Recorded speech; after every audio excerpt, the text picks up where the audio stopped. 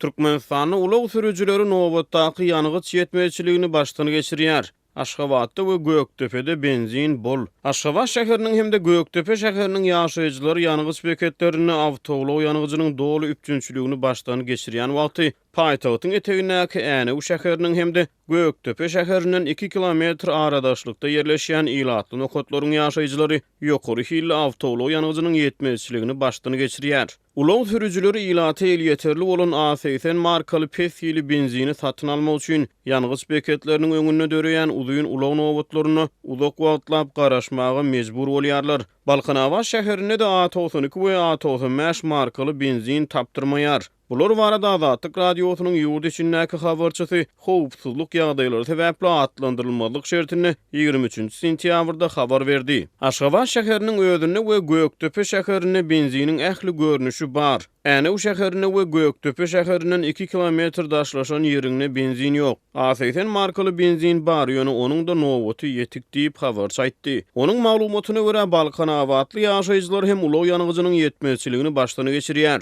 Newitiň merkezi bolan Newitdaw häzirki Balkanawat şäherinde de A92 we A95 benzin ýok diýip habarçy berdi. Aşgabat şäheriniň eteklerine ýerleşýän ilatly nokatlaryň ençeme ýaşaýjysy bilen gurrundaş bolan habarçy olaryň awtoglaw ýanygyjyny satyn almak üçin paýtagta gatnaýanlyklaryny ýöne şähere girmek üçin olaryň polisiýanyň ýol gödäwçiligi gullugynyň şäheriň derwedelerine ýerleşýän esasy postlaryna para bermäge mejbur bolýanlyklaryny habar berdi. Ol Änew şäheriniň tejen we Kaky etraplarynyň ulawlary hatardan çykan bir näçe ulaw sürüjüsi bilen geçiren gurrundaşlyklarına salgylanyp bu ýerleriň ýanygyç beketlerine ilaty A92 markaly benzin diýilip satylýan benziniň aslyny A80 markaly benzin diýilip çak edilýändigini, sebäbi agdalýan ýerlerde raýatlaryň ulawlarynyň hereketlendirjileriniň hatardan çykýan ýagdaýlaryna köp duş gelinip başlananlygyny habar berdi. Soňky 2 ýylyň dowamyna Türkmenistanyň benzin gytçylygy ýygyderli häsiýetde ýüze çykýar.